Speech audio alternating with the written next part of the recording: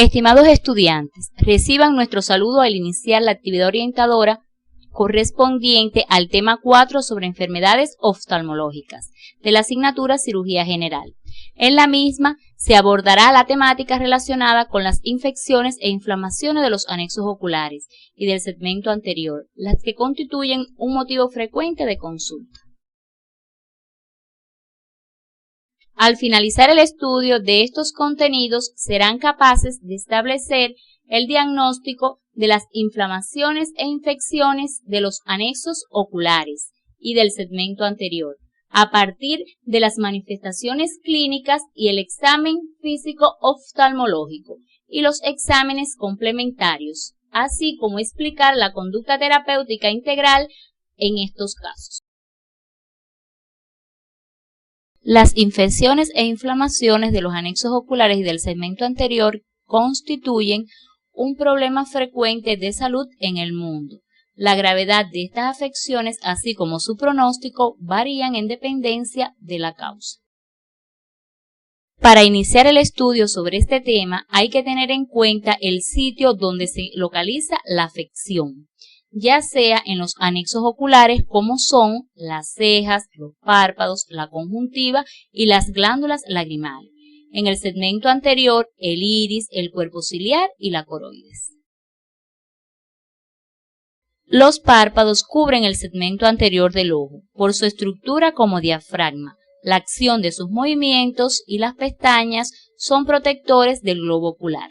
La secreción de sus glándulas lo lubrican. En su función óptica ayuda a la formación y distribución de la película lagrimal. También intervienen en la excreción lagrimal y son capaces de regular la entrada de luz al ojo. En ellos aparecen múltiples enfermedades, pero por su frecuencia citaremos alguna de ellas, como la blefaritis, el orzuelo y el chalacio. La blefaritis es un proceso inflamatorio crónico de los bordes palpebrales. En su etiología encontramos el estafilococo dorado y la dermatitis seborreica. Además, existen otros factores predisponentes como la fatiga ocular, enfermedades carenciales, diabetes mellitus, dermatitis atópicas, la rosácea, afecciones parasitarias de las pestañas y las alergias. La conducta a seguir ante la misma es actuar sobre los factores causales o predisponentes. En estos pacientes es importante la limpieza diaria y cuidadosa de los bordes del párpado para retirar los aceites de la piel con los cuales se alimentan las bacterias. Los ungüentos antibióticos también pueden ayudar a controlar las bacterias en los párpados. El orzuelo constituye una infección aguda focal de una de las glándulas del párpado. Se denomina orzuelo externo cuando afecta las glándulas de Zeiss o Moll e interno si es una glándula de meibomio. En cuanto a su etiología, el agente causal más común es el estafilococo dorado. También existen factores predisponentes como defectos refractivos, enfermedades carenciales y diabetes mellitus. Dentro de las manifestaciones clínicas del orzuelo externo encontramos una tumefacción focalizada que presenta un punto amarillento en el borde palpebral, lo que indica la existencia de supuración. El drenaje del acceso es espontáneo. En el orzuelo interno se observa un punto amarillento a través de la conjuntiva al evertir el párpado, por donde puede drenar. Los signos inflamatorios son mayores que en el orzuelo externo. Su tratamiento está dado por el uso de compresas tibias, seguidas de la aplicación de una pomada antibiótico antiinflamatoria. El orzuelo externo drena espontáneamente. El interno, si no mejora a las 48 horas, se procederá al drenaje quirúrgico. El chalacio es un proceso inflamatorio crónico, en el cual hay una reacción granulomatosa nodular, al obstruirse el conducto de una o varias glándulas de meibomio. se observa con mayor frecuencia en pacientes portadores de acné rosácea y dermatitis seborreica. Debes profundizar en el estudio de estos contenidos siguiendo las orientaciones del CDIT de la asignatura. Su tratamiento consiste en el uso de compresas tibias y masajes. Los de pequeño tamaño pueden desaparecer espontáneamente y los de mayores tamaño son tributarios de cirugía. La conjuntiva es la capa más externa del ojo, que recubre la zona visible del globo ocular y la parte interior de los párpados. La conjuntiva es casi transparente en condiciones normales, pero no está exenta de presentar inflamaciones e infecciones. Dentro de ellas tenemos las conjuntivitis, de las cuales existen múltiples clasificaciones. En relación con su clasificación etiológica, las conjuntivitis pueden ser bacterianas, virales, alérgicas, por clamidia, neonatal y traumática. Investiga otras bases para su clasificación siguiendo las orientaciones del CD de la asignatura. Las conjuntivitis bacterianas son afecciones muy frecuentes. Se observan en todas las edades. Pueden ser transmitidas por contacto directo a través de objetos de uso personal, como toallas y pañuelos, o por insectos portadores de los gérmenes. La secreción es contagiosa, especialmente en su periodo agudo. Es por eso que esta infección se presenta en varias personas de una misma familia, escuela y centros de trabajo. Suele comenzar en un ojo inicialmente e invadir ambos ojos al cabo de 2 o 3 días. En su etiología podemos encontrar el estafilococo epidermidis y el aureus, aunque existen otros cocos gram positivos, entre los que se incluye el Streptococcus pneumoniae, además otros gram negativos, como el Haemophilus influenzae y la Moracella lacunata. Sus manifestaciones clínicas están dadas por su presentación aguda, con sensación de arenilla, quemazón y prurito en los párpados, que se notan calientes y pesados. Al principio la secreción puede ser acuosa y mucosa, en ocasiones mucopurulenta. La exploración revela una hiperemia conjuntival máxima en los fondos de saco, reacción papilar leve y costras en los párpados. Estos, al despertar, suelen estar adheridos y difíciles de abrir, como consecuencia de la acumulación de exudado durante la noche. Puede curarse entre los 10 y 14 días sin tratamiento. La identificación del germen causal por medio del exudado conjuntival con cultivo y antibiograma es ideal para un tratamiento exitoso. En el tratamiento es fundamental limpiar las secreciones y aplicar compresas de agua fría, hervida, que reducen el edema y alivian las molestias. Se administran colirios antibióticos de amplio espectro en ambos ojos, en dependencia de la intensidad de la infección, aunque sea un solo ojo el afectado. No se recomiendan los esteroides en colirios ni la oclusión del ojo. Resume las medidas higiénicas necesarias en el tratamiento de la conjuntivitis bacteriana. Utiliza la bibliografía recomendada en el CD. La conjuntivitis gonocócica es causada por un diplococo gram negativo, la Neisseria gonorrhoeae. Esta infección se adquiere directamente por las manos del enfermo, que llevan el germen desde los órganos genitales hasta el ojo. En relación con los síntomas de esta enfermedad, el paciente refiere dolor intenso en el ojo y en la región superciliar. Hay malestar general y fiebre. Al principio la secreción es cerosa, algo teñida de sangre, luego purulenta, abundante y espesa. Hay tumefacción, congestión y tensión de los párpados, lo que impide que el enfermo los abra espontáneamente. También se observa quémosis conjuntival, con o sin formación de pseudomembranas. Puede palparse una prominente linfoadenopatía preauricular. Entre las complicaciones más frecuentes podemos encontrar un cuadro de queratoconjuntivitis, úlceras corneales que pueden ser marginales, anulares y centrales. Estas últimas pueden evolucionar hacia la perforación y la endoftalmitis.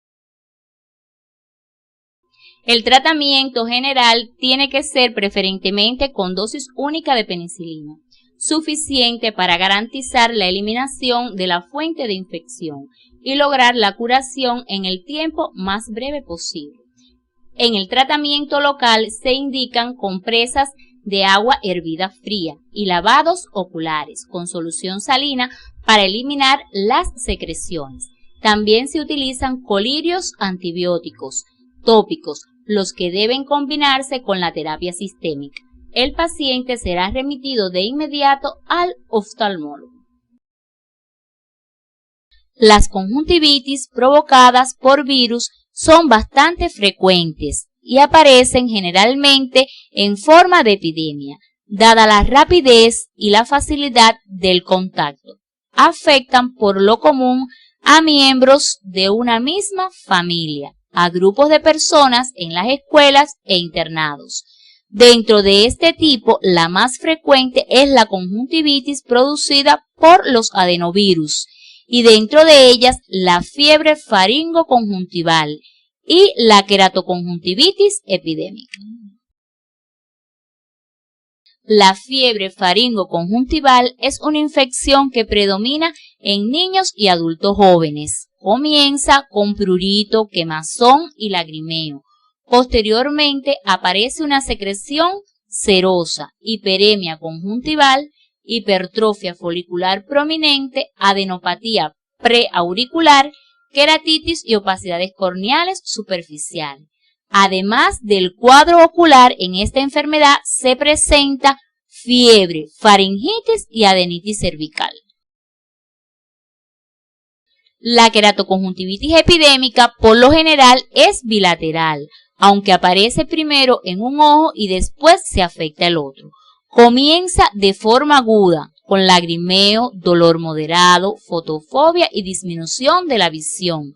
En la exploración encontramos edema palpebral, hiperemia conjuntival y alteración folicular, asociada a menudo a una adenopatía preauricular.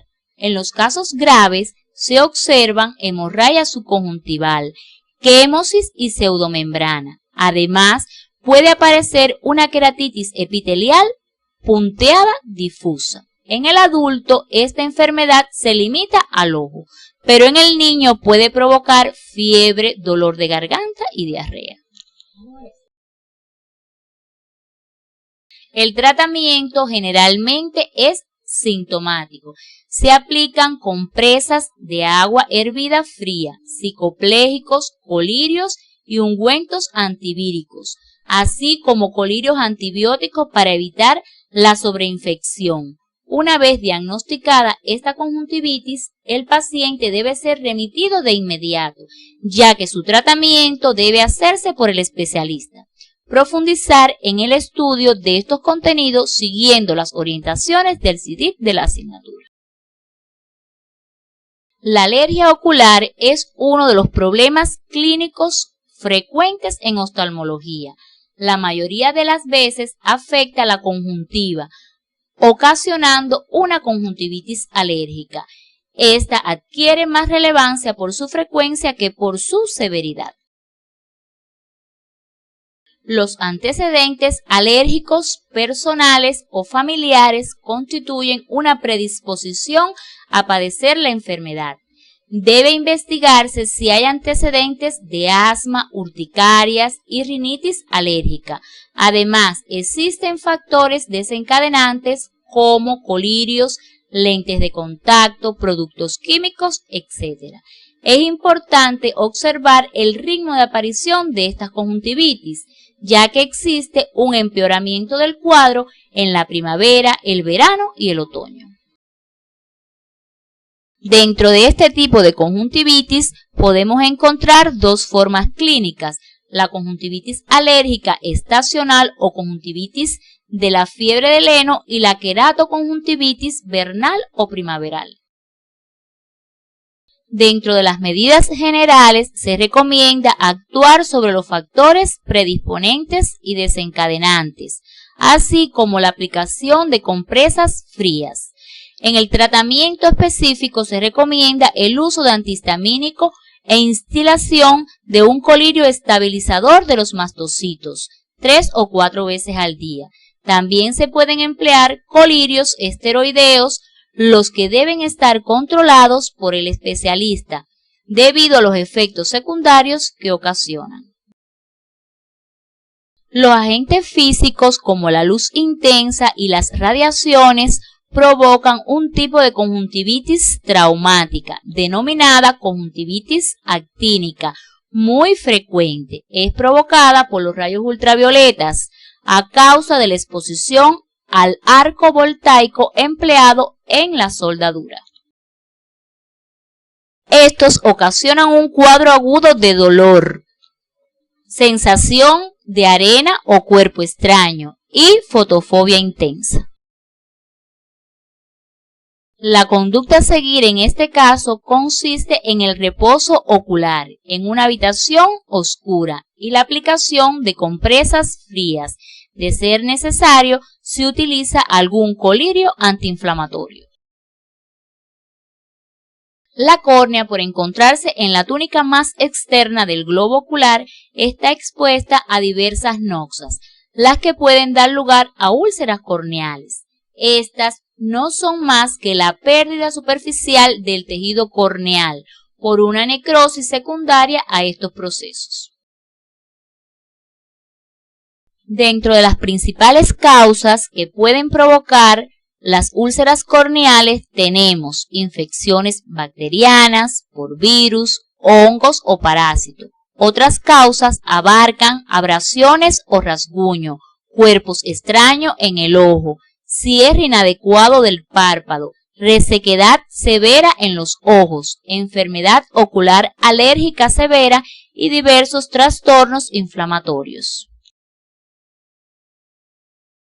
Dentro de las úlceras corneales provocadas por infecciones tenemos las virales y dentro de estas las que producen los herpes simples, que constituyen una infección grave y pueden tener ataques repetitivos a consecuencia del estrés, exposición a la luz solar u otra afección que deteriore el sistema inmunitario.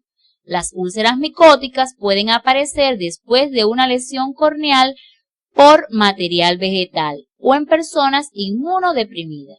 Las provocadas por acantoameba se presentan en pacientes que usan lentes de contacto, en especial en aquellos que intentan hacer sus propias soluciones de limpieza. Los pacientes con úlceras corneales asisten a la consulta por presentar diversas molestias oculares, como déficit visual debido a la pérdida de la transparencia corneal, dolor, fotofobia, lagrimeo y blefarospasmo. En el examen oftalmológico podemos encontrar inyección ciliar al dilatarse los vasos profundos alrededor del limbo. Hay una difracción de la primera imagen de Purkinje en el sitio de la lesión por irregularidad de su superficie. Además, hay opacidades corneales que se hacen visibles a través de la iluminación oblicua. Entre los exámenes que se deben realizar para el diagnóstico de las úlceras corneales tenemos análisis de los raspados de la úlcera, tinción de la córnea con fluoresceína, queratometría, respuesta del reflejo pupilar, refracción, biomicroscopía en lámpara de hendidura, examen de las lágrimas y agudeza visual.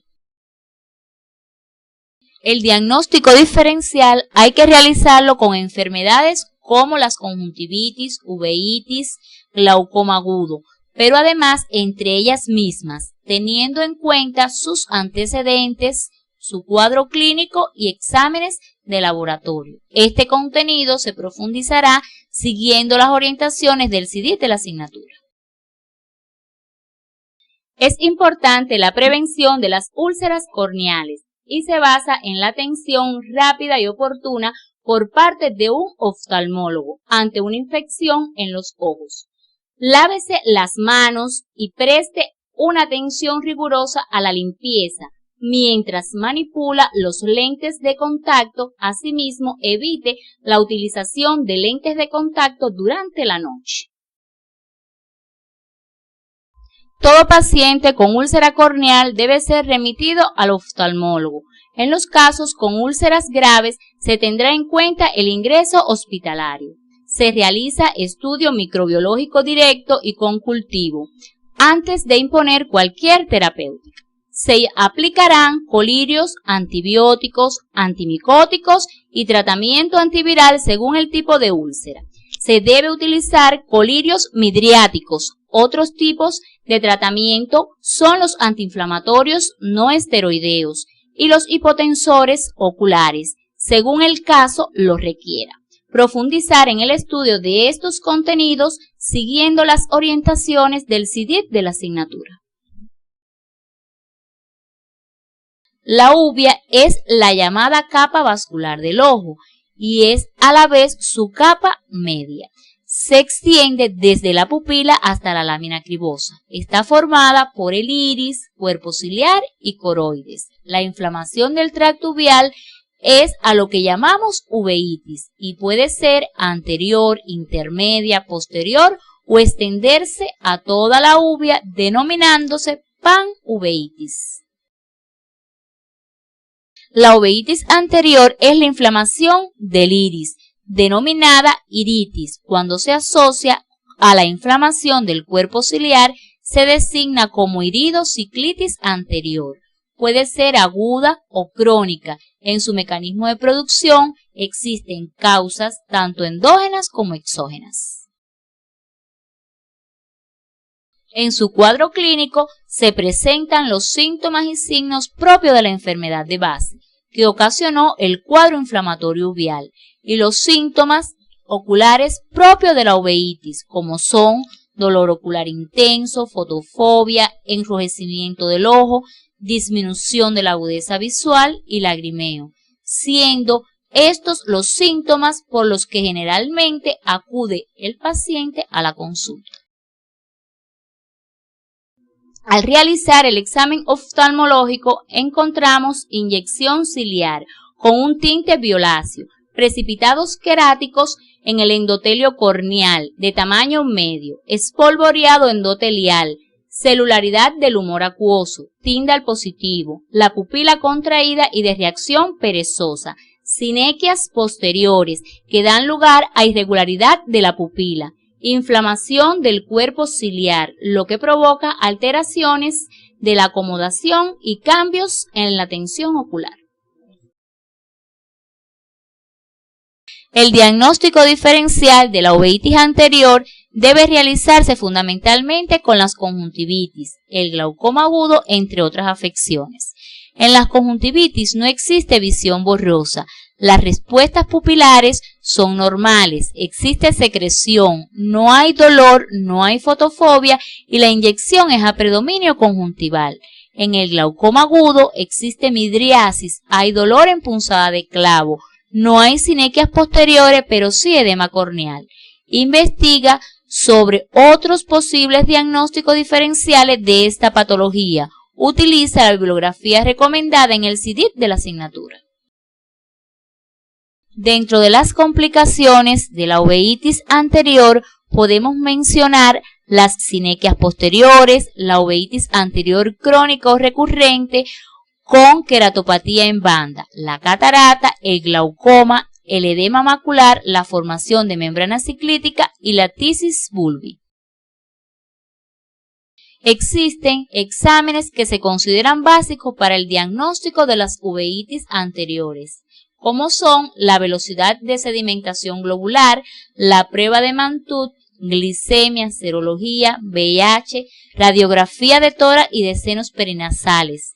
Revisa en las orientaciones para el estudio que se encuentra en el CIDIP de la asignatura los exámenes específicos de aquellas patologías que pueden ocasionar una uveitis anterior.